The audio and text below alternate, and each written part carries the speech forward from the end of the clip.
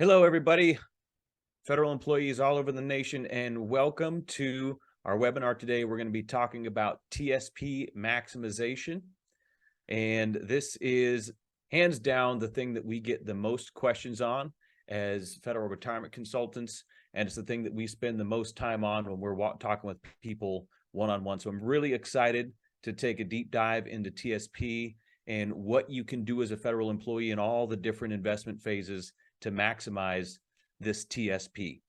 So let me take a moment to introduce myself. My name is James Campbell. I'm one of the co-founders of Federal Employee Benefit Advisors. And I'm going to show a little screen here about me. First and foremost, I am a husband and a father. I live in Tucson, Arizona. Born and raised here, lived here most of my life. We're miserable for a few months in the summer, but we're about to enter our glory days, October through May. If you ever want to come visit, it's wonderful weather and we'd love to have you. Professionally, I am a financial fiduciary, and this is the most important thing that I have as it pertains to the designations. A fiduciary means that I am held to a higher moral and ethical standard. It means that I am required by regulations to look out for other people's best interests, not my own. All right, so this is something very important to look for if you ever do get into looking for someone to get advice from about finances or retirement. Make sure they're a fiduciary. It's a big deal. I also carry two professional designations that specifically apply to federal employees or federal benefit structure. The first one's called a Chartered Federal Employee Benefits Consultant. The second one's called a Federal Retirement Consultant. Important to know that both of those designations are recognized by FINRA, who's the Financial Regulatory Authority, and both of them have annual testing requirements. So every December, I have to take those really awesome proctored tests to renew my designations for the next year. Even though I've been doing this a long time, I still have to prove every year that I'm still an expert in benefits and retirement to maintain those designations. And so federal employees is our world. This is what we do. We focus on the federal employees, and we've done that for a long time. My partner, Justin, and I'm the co-founder, and me, but combined, we've got over 2 decades of just working with federal employees on their benefits and helping people with retirement. Okay, so we have got a wealth of knowledge. You got to understand that federal benefits and retirement is a deep, deep, deep rabbit hole. All right, nobody knows all the answers. We know the answer to most things, but anything that we don't know, we'll tell you, and we'll go find the answer. We know how to find the answers. So important to know that we work specifically for federal employees. I'm a co-author of The Informed Fed. It's a book just on federal benefits and retirement, a very easy to read, plain English explanation of your benefits and retirement. And we'll talk how you can get a free copy of that today through our webinar. Very important disclosure, I am not a federal employee. FEBA is not a government agency. We are private sector financial advisors that have a subject matter expertise in federal benefits and retirement. Okay, so it's important to know that OPM cannot and will not hire someone like me. It'd be a conflict of interest. All right, so it's fully legal, and we're allowed to do the education and the financial services and helping people with the retirement process. It's just that we're not paid by the government to do that. Okay, we get paid directly from financial institutions that we use to help people with stuff that they need for retirement. Stuff like investments, insurances, estate planning, annuities. We're now getting into the Medicare space because a lot of people are going to have a Medicare component in retirement, okay? And so in all those scenarios, we get paid directly from those financial institutions that we use to help with whatever that need is for the client, okay? But in all those situations, we're free to the federal employee. So feel free to reach out to us. We'd love to meet with you one-on-one, learn more about your situation, and see how we can help advise you and help you get the most out of your federal retirement. All right. So this is my friend and partner, Justin Pierce. Something came up last minute. He's not going to be with us this morning, which is a bummer because he's got a wealth of knowledge and he's a great speaker. But I'm going to be running this show solo today. So please excuse me if it's not as smooth as normal. Because we were planning on doing this as a tag team, but we'll get through it and get you all the same great information. We do have a team of federal retirement consultants that work with us. There are millions of you, and there's only 2 of us.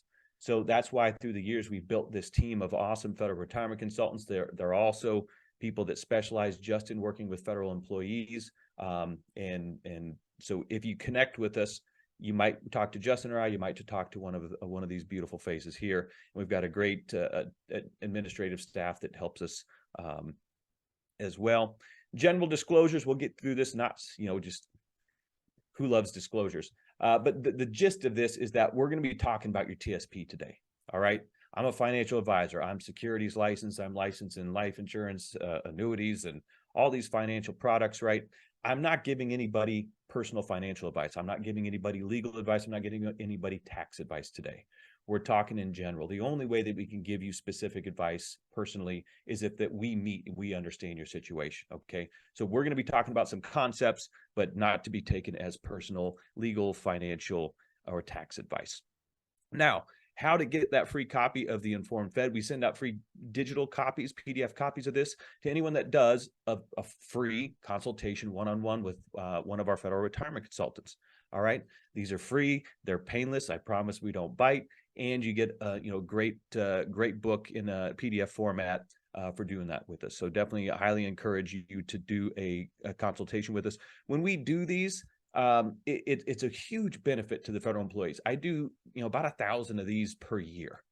And what I hear over and over again is from people say, man, after sitting down with somebody one-on-one, all of this stuff makes way more sense, regardless of how many seminars, webinars, educational events they've been to.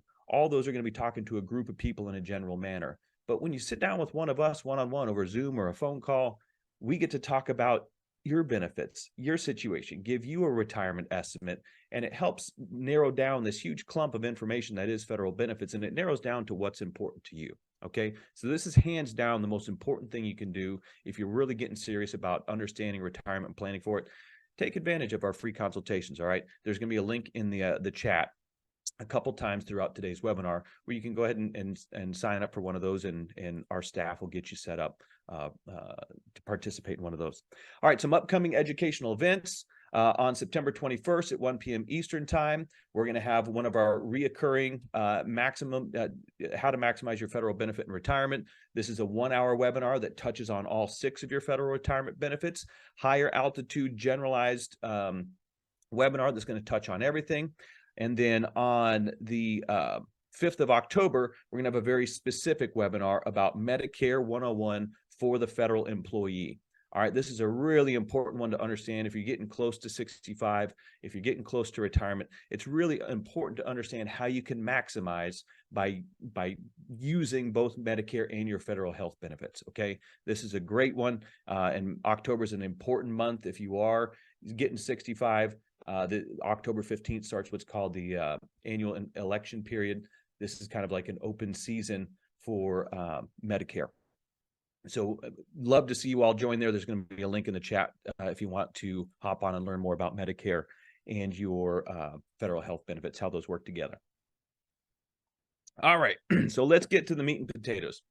We're going to talk about Thrift Savings Plan. That's all we're talking about today. All right, and my goal is to finish up in 21 minutes. I want to get you all out of here. I know you're all busy. I know your time's valuable. I want to get you out of here at the 30-minute mark. Anybody that wants to hang around for a Q&A, be our guest. I'm going to answer as many questions as I can live on the Q&A, but that's going to be after we get through the general information that we're going to start here.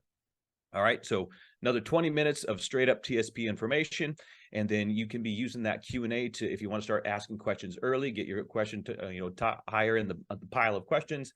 You can put those in now. Just know that I'm not going to address those until the end. I got a lot of information to cover in 21 minutes here.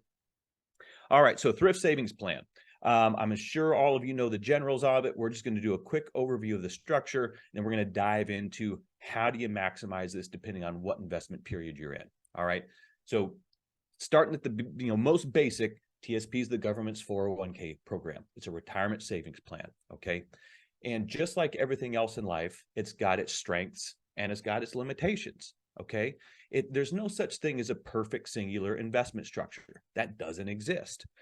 But every financial tool is really good at a certain job. So we got to understand what tools are good at what jobs and what tools do we need for what investment phase you're in, all right? Now, before we go further into TSP, I want to to preface this on why people have so many questions about TSP and why we spend so much time talking about TSP. It's important to understand your first two incomes before we talk about TSP and why it's so different. All right. So for most of you, most people in today's world are FERS employees. That means you're going to have a pension income, a Social Security income, and a TSP income. All right. The first two are completely different than the third. And I'm going to cover some key points here on why they're so different. All right. Both your pension and your Social Security are not voluntary, right? You kind of have to participate in them. There's no option on how much you can participate in them. Okay. They're just going to automatically take from your paycheck what's required of you your whole career. And at the end of the career, they're going to tell you when and how much they're going to pay you, right? They are annuitized payments. There's no liquidity to them. Okay. If 3 years into retirement, you need a new air conditioning unit on your house, you can't go to OPM and say, hey, can I get an extra 10 grand out of my pension? I got to buy this AC. They're just going to laugh at you and say, you'll get your check the beginning of next month. And that is what it is, right? So there's zero liquidity to it. All right. Now, you can't outlive them, right? Both of those payments are going to pay you as long as you live, and they're automatically going to adjust for cost of living. They both have a cost of living adjustment. There's nothing you have to do for that. With TSP, you can literally reverse every one of those statements. It's optional. You get to choose if and how much you're going to participate in it. You're the one making the investment decisions, right? So that it can grow at different rates. Your other ones have a set rate of growth. You get to decide when and how much you pay yourself, which means you have liquid access to the money. All right. And then there's no automatic cost of living increases on your TSP. It's up to you to be able to invest it properly, to be able to pay yourself those cost of living adjustments without running out of money before you're done here on this earth. Okay. So for better or for worse, you have pretty incredible amount of control over your TSP. All right. So this is the one that can make or break people's retirement plans. And that's why it's so important to understand what is this tool? How do you use it for what it's good at? And how do you gain access to other tools for the parts that it's not good at? Because it's not good at everything. All right. So I just want to make sure people understand that groundwork before we jump further into the structure of it and the advantages and the limitations of TSP. All right. So we already talked about, it's the government's 401k program. All right. Let's talk about the advantages real quick. So the biggest advantage to TSP is, there's a couple. Number one is if you're a FERS employee, the matching contribution. Up to 5% of every paycheck your whole career adds up to a lot of money when you start working 2-3 decades, right?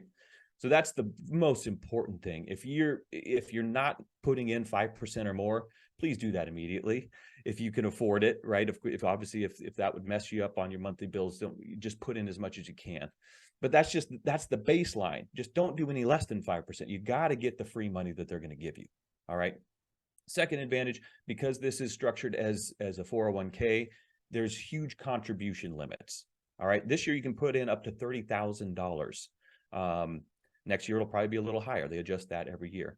And third thing is now they have the option between Roth and traditional. Okay. So you can start to tax plan your retirement tax plan. You can start doing that planning while you're working. It's very awesome if you can have both banks of money in retirement, because we can do more strategic withdrawals and help you with the tax strategy in retirement. All right. So those are the main advantages to TSP. All right. Now let's talk about the main limitation to TSP, and that is just the limited fund options. Okay. So there's 5 core fund options: G, CSI, and F. There are life cycle funds. A lot of people misunderstand these. These are not separate investments. They're not tracking anything different. These are automatically blending the other 5 for you based on a target retirement year. So these are called target date investment funds. Most private sector 401k plans have these. Difference being most private 401k programs have 20 to 40 investment options. Okay. They're way more diversifiable. Now, let's talk about real quick the mutual fund window. A lot of you are probably like, what is that? Very few people, very few federal employees actually caught the memo that they were opening this mutual fund window last year. And of the people that did hear, very few of them are choosing to participate, and rightfully so. The mutual fund window is complicated and it is expensive. Okay. So there are far less than 1% of federal employees that are actually participating in the mutual fund window. I'm not going to spend any more time on it because there's a reason there's that few people that are participating in it. For most people, it's not a good move. So we're just going to set that aside for now. And if you want to know more about the mutual fund window, we can talk about that later. All right. So this 5 investment funds, when you're younger, this is really not a limiting factor. TSP is a fantastic accumulation platform, and accumulation is the first of the 3 main investment periods, right? There's the accumulation phase. This is when you're throughout your whole working career, right?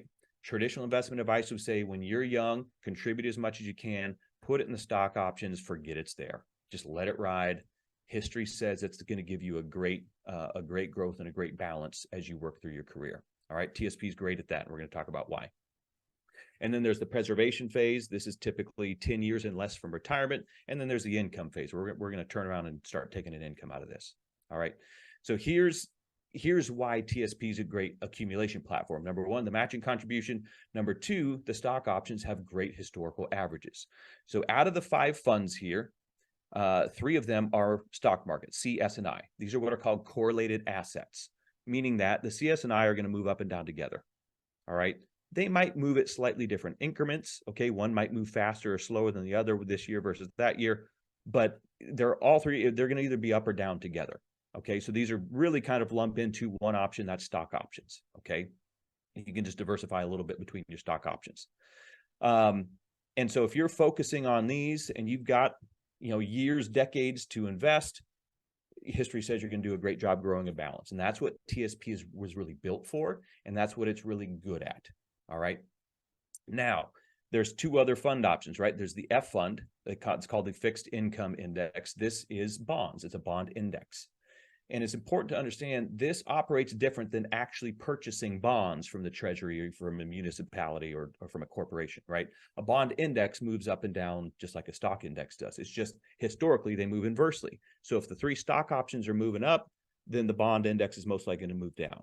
The bond index is moving up, most likely the stocks are moving down. Last year, all of them moved down together and we're all left scratching our heads, right? That was an odd year. So this is the only one that's medium risk. These 3 are high risk. This one's medium risk, but important to know, last year, the F fund lost almost 13%. It kind of starts putting it into a higher risk category there, right? That leaves us with one safe fund option, the G fund. They call this the cash option, right? It basically operates like a mutual fund, but it's truly, it's government securities, all right? The G fund is perfectly safe. There is no downside risk as it pertains to markets, but it's got a very low return.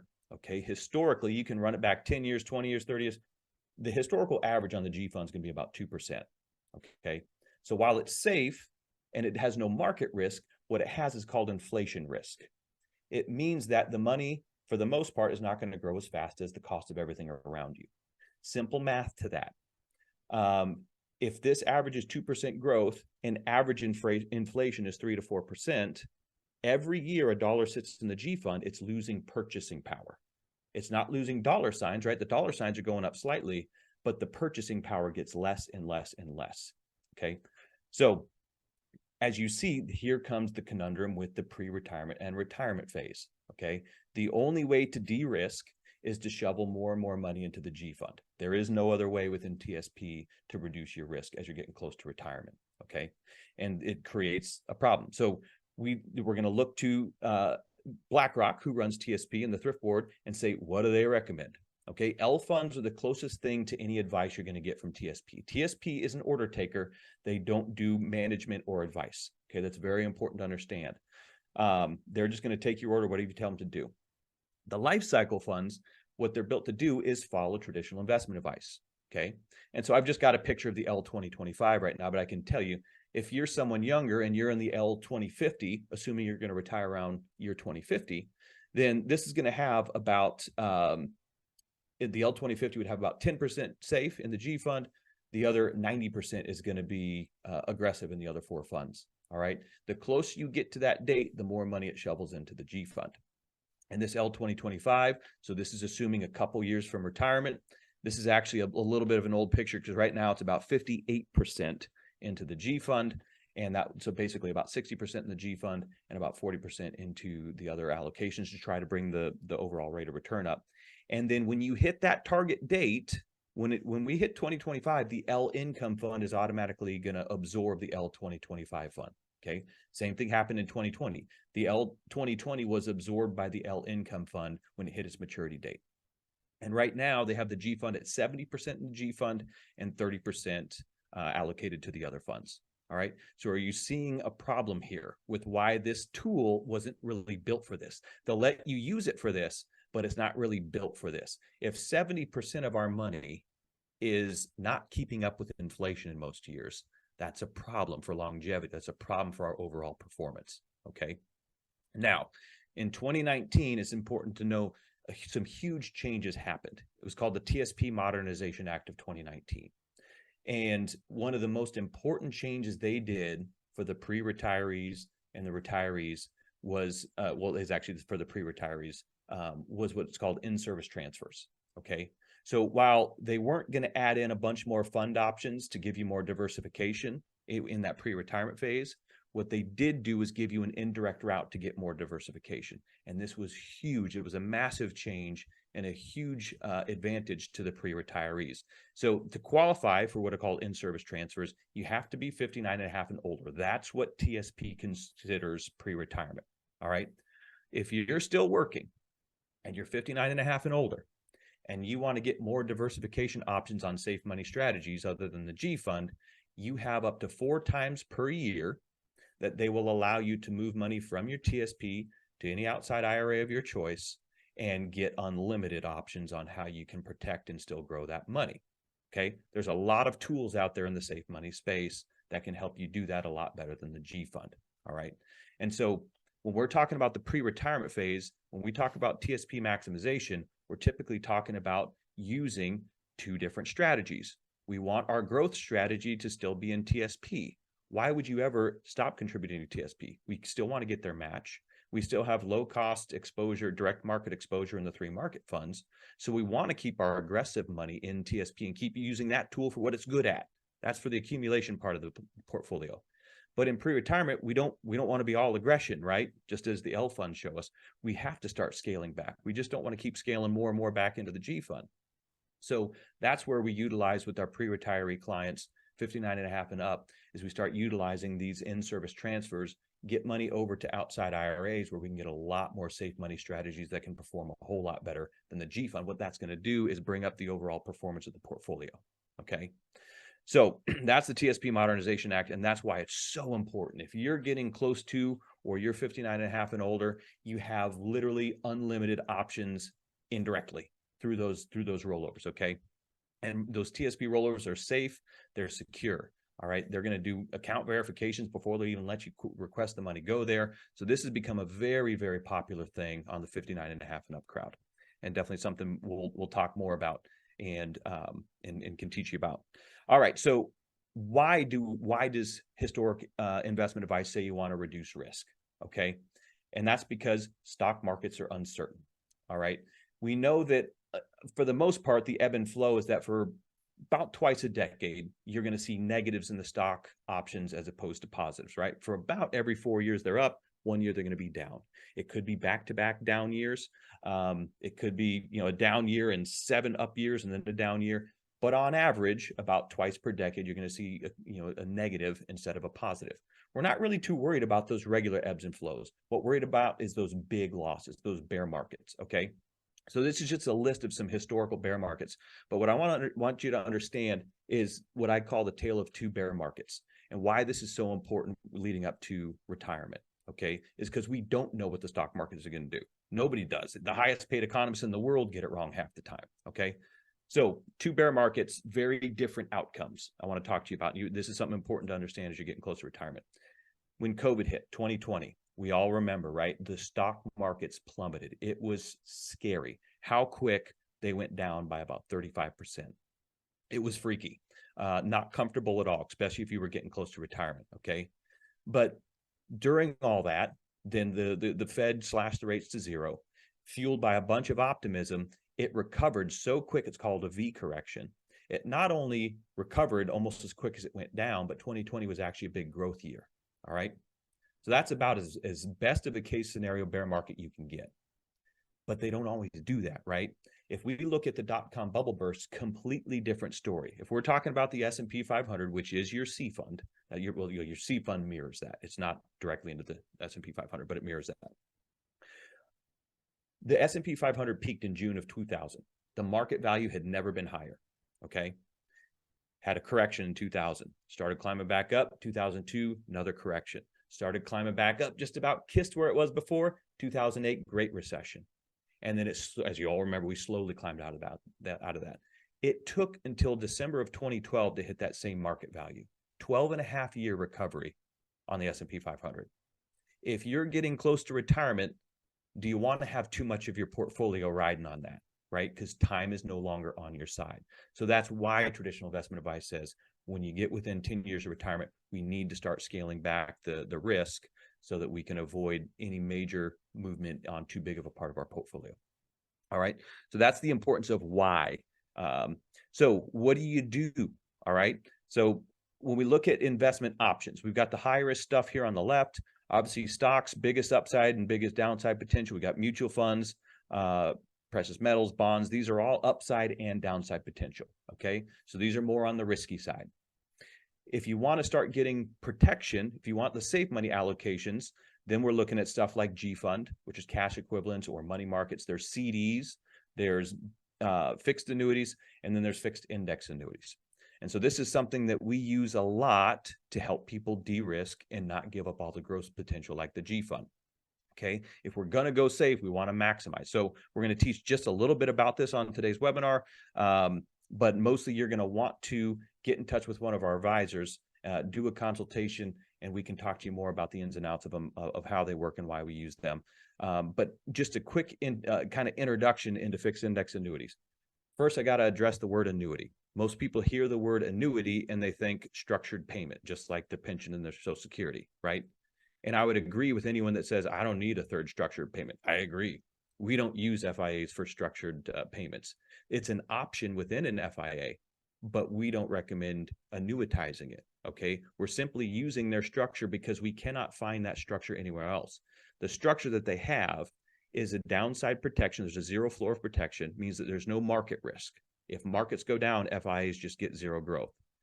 But on the upside, they participate in the market returns. It leaves potential double-digit returns in good years. And historically speaking, they're going to far outpace the other safe investment options.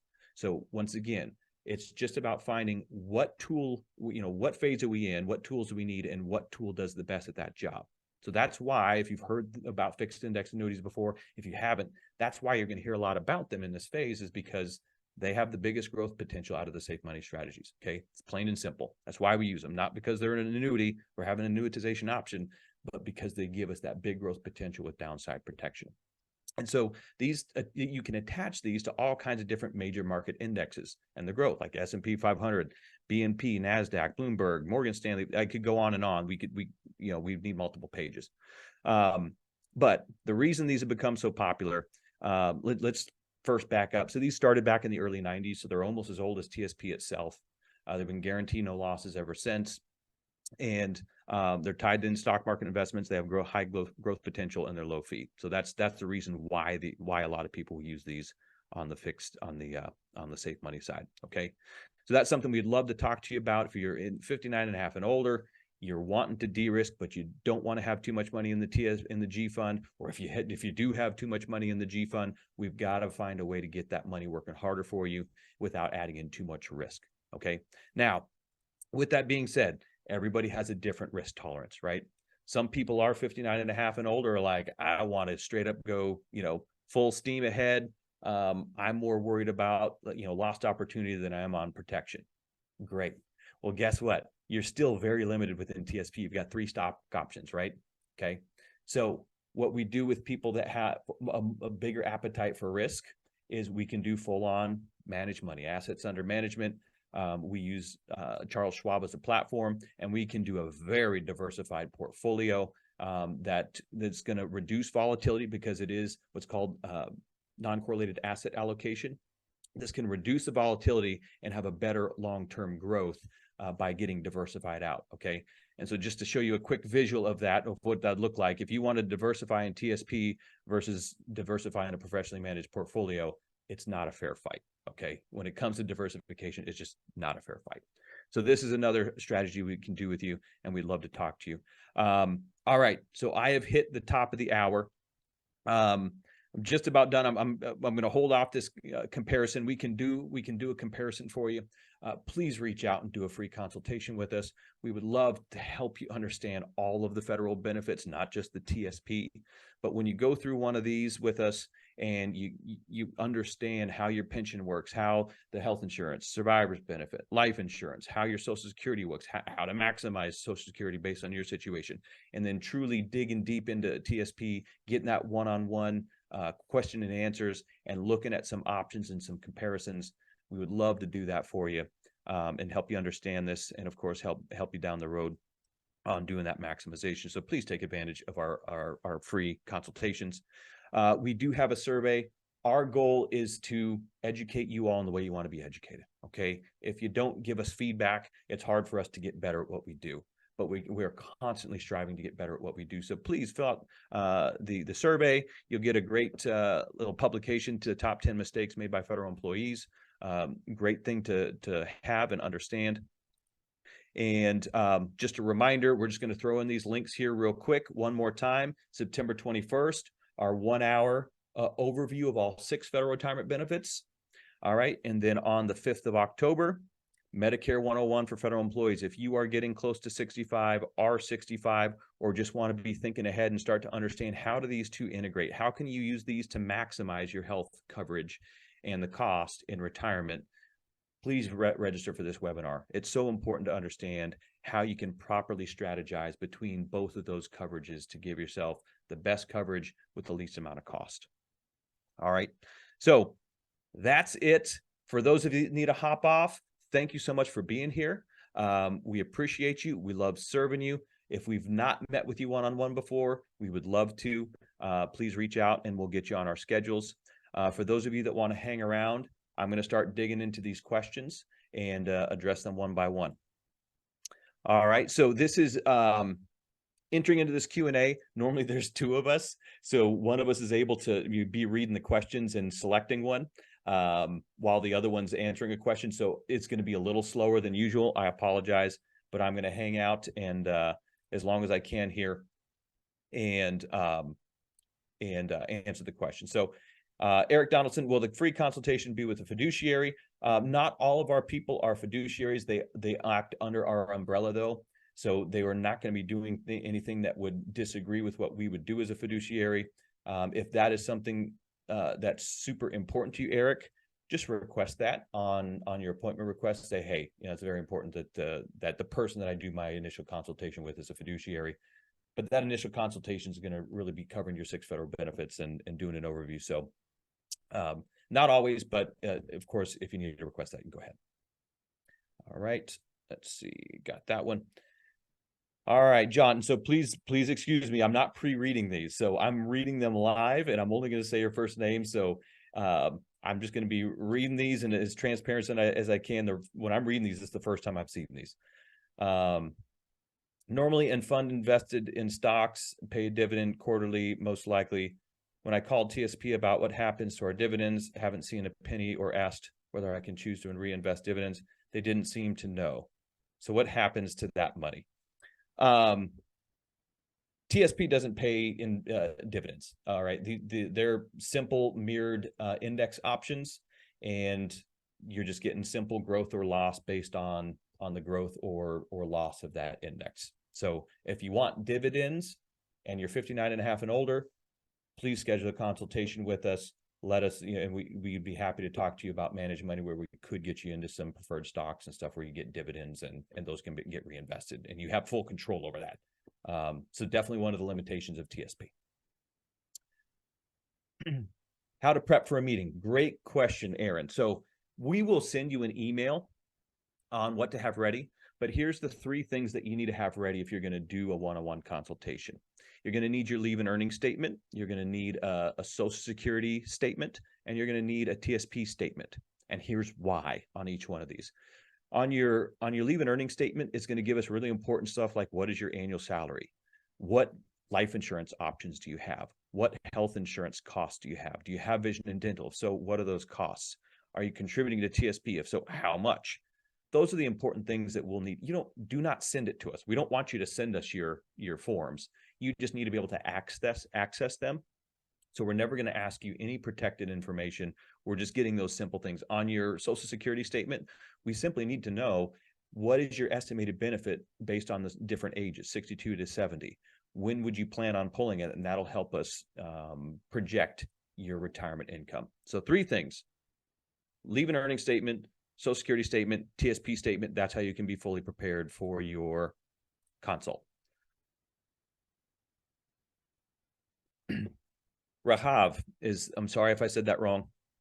I'm leaving federal government after 9 years. Any advice with respect to handle TSP funds? Please schedule a consultation with us. It's going to depend on your age, your time frame, and your risk tolerance. So, and also when and how much you're going to need that as an income. So there's a lot of things that go into that. There is no general recommendation to that other than we need to talk to you, understand your situation, and then we can make some recommendations on that. So please click one of those links to schedule a consultation with us. Did you discuss Roth IRA conversions from the TSP? We didn't, but I can talk about this. So within TSP, this is another one of those weird limitations. You cannot do a Roth conversion within TSP, which is, you got to understand, most of the limitations with TSP have to do with cost. They don't want to provide the services. The main goal of TSP is to create a low-cost platform. And the way they do that is limited fund options and limited services that they're going to offer. So they will not do a Roth conversion within your TSP. But if you're 59 and a half and older, you can do a Roth conversion. Typically, it's easiest just to roll that money to an outside carrier into an IRA and then do the conversion there. So that's the best way. Gerald is who asked that question. Definitely love to chat with you about that, what your goals are and what you're thinking about doing. We can definitely walk you through that process and help you with that to get that conversion done. Do you also do tax strategy? No, we don't. Nobody on our team is licensed in tax advising. We understand taxes and how they work, but we cannot give official legal tax advice. So thank you for asking that. We do love for people to have a CPA or an accountant that we can pull in on the team and get their expert advice. The other limitation to us is that we work nationwide. And so obviously each state's going to have their own tax rules. So we definitely like people to have someone on their team that's an accountant that's going to understand their tax situation, and they can just better the team altogether. Ramifications. So Michael says ramifications for withdrawing TSP before retirement. What penalty is incurred? Great question. And if you are 59 and a half and older, you're allowed to withdraw. If you do a regular withdrawal, that means they're sending money to your mailbox or into your checking account, and you're taking that as a disbursement. There's no penalties if you're 59 and a half and older. You'll just owe taxes on it. TSP will automatically withhold 20%. If you're younger than 59 and a half, there's going to be an IRS penalty of 10%. Okay. Those are withdrawals. And the reason I talked about that first is because you said the word withdraw. So if that's what you're asking, that's the answer to that. But if you do an in-service transfer, there are no fees, there are no tax ramifications. A TSP transfer is simply moving money from your tax-qualified retirement account at TSP, direct rollover to another tax-qualified IRA. So it's a non-taxable event. If you're in traditional, it means the taxes continue to be deferred. There's no taxable event. If you're in Roth, same thing. It moves over there. There's no taxes ever, as long as you do proper distribution on Roth, but it's not taxable just the same. Good question, Michael. All right. Sandra, I am currently investing 18% in the TSP. Should I change to TSP Roth? If so, what percentage should I invest in the TSP Roth? Wonderful question. I'm glad you're thinking about this. And the answer is, it depends. So we would love to talk with you one-on-one on this. But let's talk about the general kind of ins and outs of that. First of all, congrats on doing 18%. That's fantastic that you're doing that.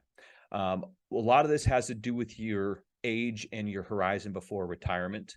A lot of times, if you're not already doing Roth and you're really close to retirement, it might not be advantageous to switch for a couple reasons. Number one, if you're in a higher tax bracket, you're getting tax relief right now when you're in the highest tax bracket you'll ever be in of your whole life. Okay, so current tax reduction might be more important than avoiding taxes later. So that would be one thing if you're close to retirement. The other issue close to retirement is the 5-year rule on Roth. And it doesn't mean that this would cancel it out, but it is another thing that you have to consider. If you're close to retirement and you first start your Roth account, money has to be in that Roth account. Not every dollar, but the first dollar has to be in there at least 5 years to get the full tax advantage of Roth. Okay. So if you're within 5 years and you think you might need that money before 5 years, then you wouldn't really want to do that. And so also just important to understand when we talk about taxes, it's going to increase your taxes on your current paychecks. So it will, even though you're putting the same amount of money into TSP, you're going to get a smaller net paycheck because you have to pay the taxes on that Roth money before it goes in. So those are just some general thoughts, but Sandra, please connect with us so we can find out more about your situation and then give you, some better advice on that. Sherry Knight, I plan to retire at 59. Will I pay a penalty when taking money from TSP? No. Wonderful question. And I think I failed to touch on this. When you are separated from TSP, the 59.5 rule goes away. So separated from service is very different than in-service transfers. So you can retire at 55 or 57, and you can take penalty-free withdrawals from TSP.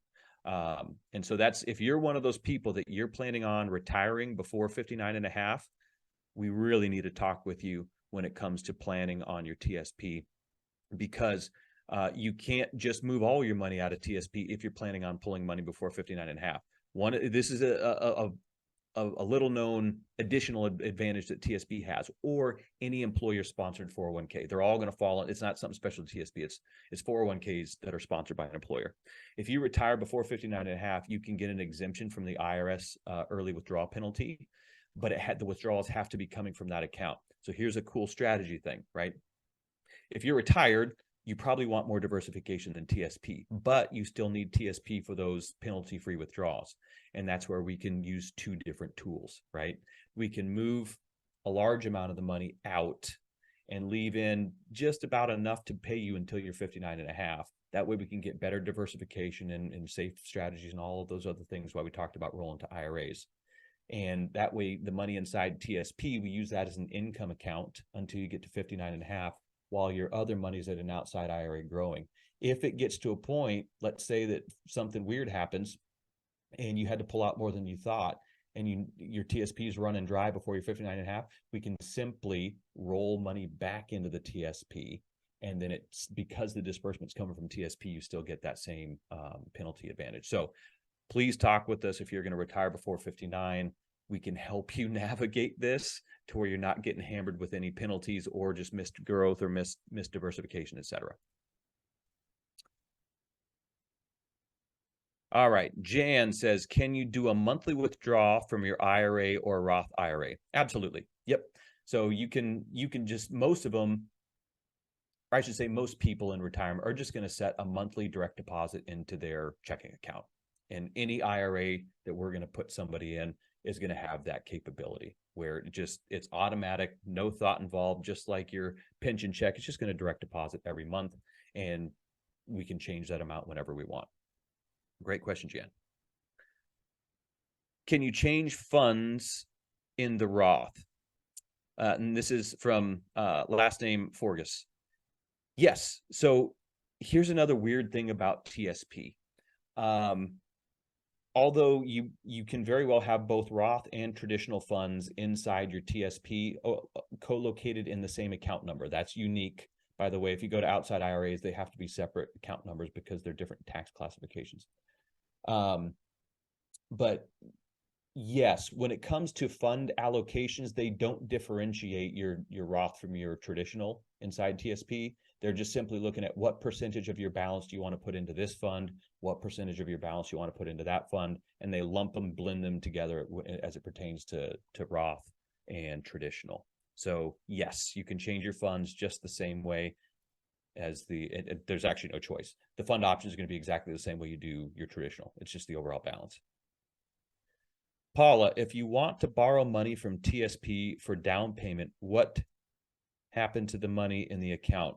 Is that equivalent to sell and withdraw? So, Paula, yeah, if you need to borrow money for down payment on the house, you can do that. Try to do other things if you can. And the reason why is because of taxes. So first, let me address your question. Anytime you remove any amount of money from your TSP, if it's a loan, if it's a withdrawal, if it's a rollover, there is no option on how that money comes out as it pertains to your fund allocations. And this is one of the big limitations in retirement, why we do not recommend using TSP as a retirement income platform, even if you're in like the L income fund. And here's why: you do not get to choose what allocation the money comes from. This is a fundamental problem that just baffles any financial advisor. We would never pull money, a regular income, from stock options. Flat out, just you don't do that. You set up a money market account or bonds or something like that to be your income vehicles. Okay. The reason why is because you don't get to time when you're selling off shares of your stock allocations. As an example, let's say there's a sharp market downturn. The last thing you want to do is sell those shares and lock in a loss, right? Those shares never have a chance to recover because you took them as an income. It's a bad planning move.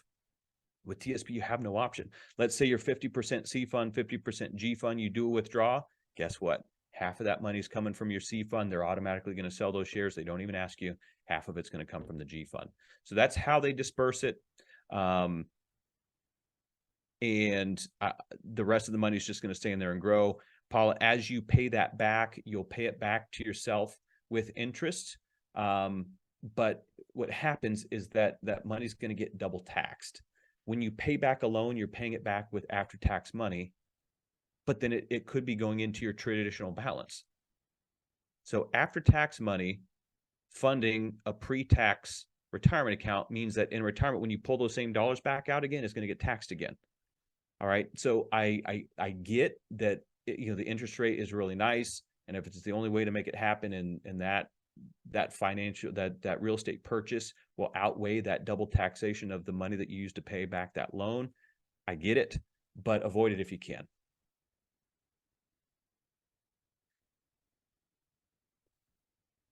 Can you explain a hardship withdrawal? I not in detail off the top of my head. I don't deal with these much. You'll definitely want to get onto TSP's site and look up the hardship withdrawal. I know that there's certain qualifying events, and this is where you could do a withdrawal before 59 and a half.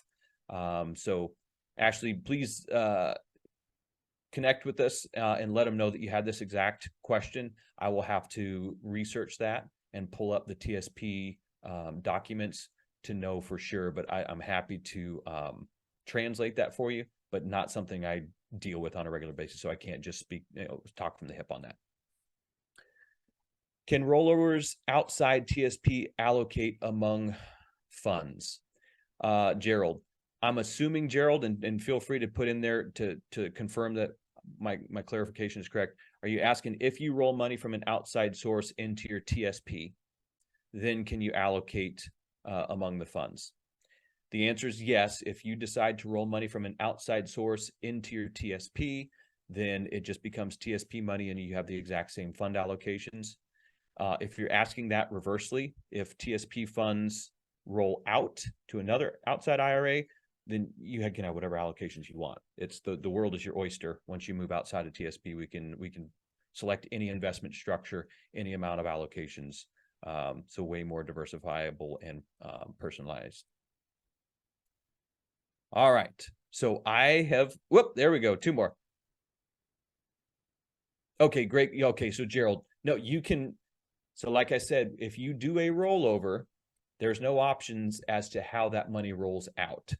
Now, there's something we can do. We can just do an interfund transfer after the money rolls out to get you back to whatever allocation you want. So as an example, Gerald, if you have 50% of your money in the G fund, 50% of your money in the C fund, and you do a rollover out, then half of that money is going to come from your C fund, half of that money is going to come from your G fund. Now, the way that you can correct that pretty quickly is the very next day you can do an interfund transfer and put it back to the way you want it, whatever percentages you want it.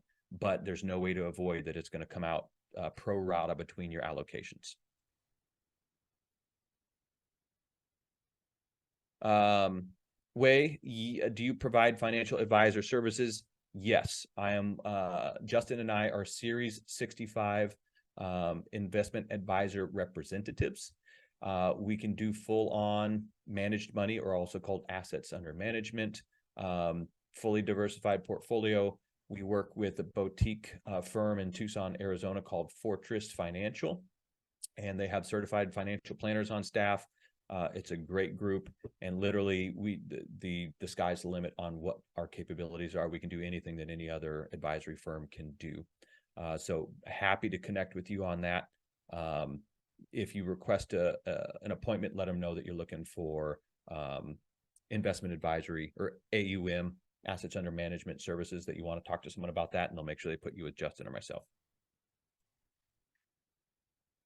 Cheryl, I plan to retire next year at the age of 65 and a half or 66. And since I took a loan for a down payment of a house, do I have to pay it back before? And what are the ramifications? Great question, Cheryl. This actually just changed recently. So it used to be that if you retired with an outstanding balance, then TSP would give to you what was called a taxable disbursement form. It's basically converting what you didn't pay yourself back as income for the year, because it was tax-free money. You took it as a loan, you never paid it back. Now you owe the taxes on that balance, that leftover balance. Okay. They have changed it where you can continue to do that payback into retirement. So but that would obviously be something, if you're going to retire and have a lower income in retirement, you're going to have to budget that out to make sure that that payment's going to be okay and that you can get that paid off in retirement. If not, you may want to work a little bit longer and really knock out that loan balance before you retire.